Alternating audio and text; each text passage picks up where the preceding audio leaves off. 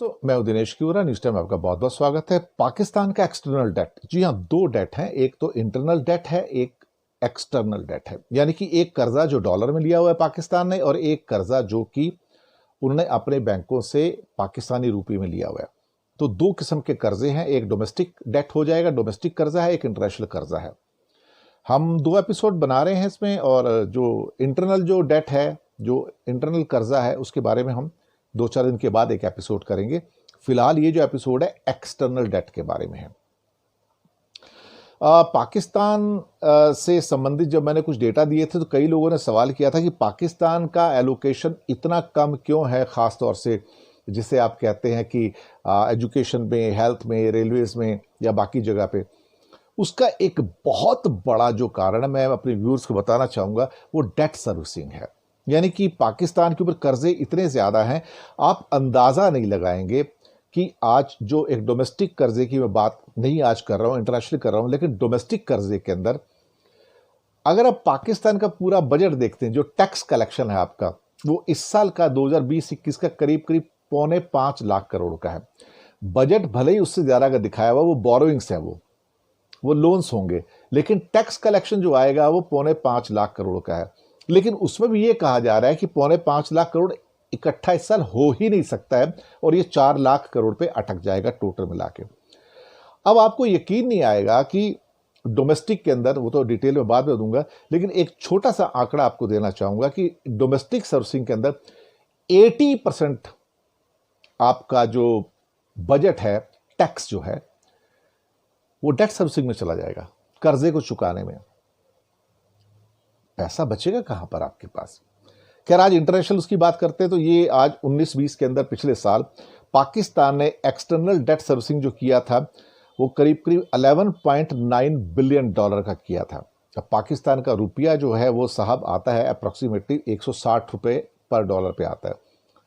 और अगर हम आप ये कहें कि 1 लाख करोड़ के अंदर करीब करीब 6 बिलियन डॉलर आ जाते हैं, तो ये है करीब 11.9, यानी कि 12 ही हो गए।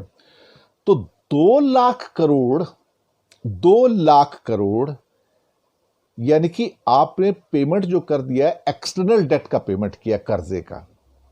अब आप सोचिए, अगर आपका बजट टोटल मिला के 44 बिलियन डॉलर का है, 44 बिलियन डॉलर के अंदर आपका जो टोटल टैक्स है करीब आप 25 से 30 बिलियन डॉलर के बीच में है।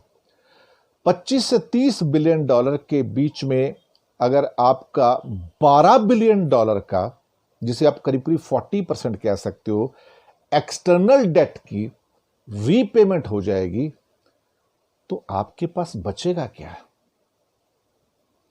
यह सवाल जो लोगों ने किया था कि पाकिस्तान एलोकेट क्यों नहीं करता मनी, ये है। ये हालात तो एक्सटर्नल डेट के हैं, और ये जो डोमेस्टिक डेट है वो अलग है। मैंने पहले भी कई बार कहा है कि पाकिस्तान डेट ट्रैप में है, यानी कि कर्जे के जाल में इतना फंसा हुआ है कि उसके पास अब खर्चा करने लायक पैसा बचा ही नहीं है।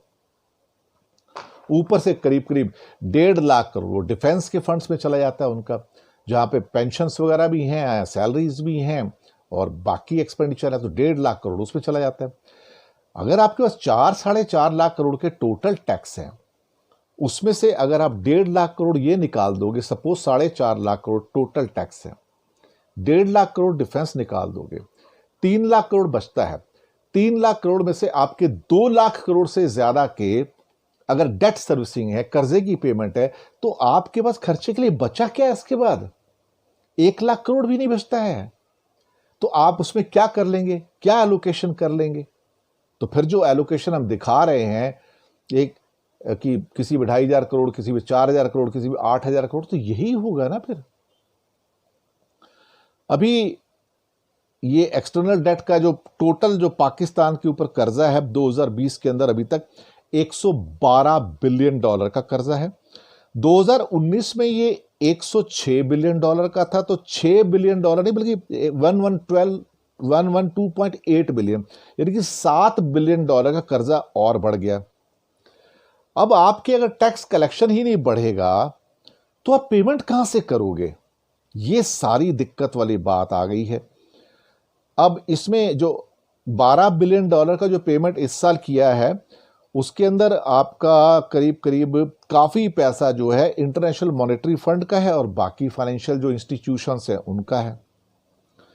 ये हालात अच्छे नहीं हैं। दरअसल पिछली कई सरकारों ने फाइनेंसेस को पाकिस्तान में इतना मिसमैनेज किया है, इतना मिसमैनेज किया है कि मैं यकीन नहीं मान सकता कि कैसे वो अपने फाइनेंस के साथ इतना प्ले कर सकते हैं। और जब मैं उनके ख़ास तौर से जो वहाँ पे जो रूलर्स थे, छोड़ छोड़ के कंट्री चले जाते हैं, अगर उनके बैंक अकाउंट देखो तो वो सबसे रिच आदमी हैं, लेकिन वो पाकिस्तान को गरीब छोड़ देते हैं। तो आम इंसान तो टैक्स देते देते मर जाता है और ये सारा पैसा साइफन आउट करके बाहर चले जाते हैं या कर्जे में चुका देते हैं। तो इन हालातों में किया क्या जाए? अब ये पाकिस्तान के अवाम को भी सोचना है और वहाँ का जो रूलर्स है उनको भी सोचना है कि यहाँ से निकला कैसे जाए। लेकिन फिलहाल निकलने का कोई रास्ता नहीं है, क्योंकि डेवलपमेंट है नहीं, टैक्स कलेक्शन पुअर है। तो अल्टीमेटली करेंगे क्या आप? हालात और बिगड़ेंगे, और ज्यादा बिगड़ेंगे, और बिगड़ रहे हैं। शुक्रिया आपका हमारे साथ बने रहने के लिए।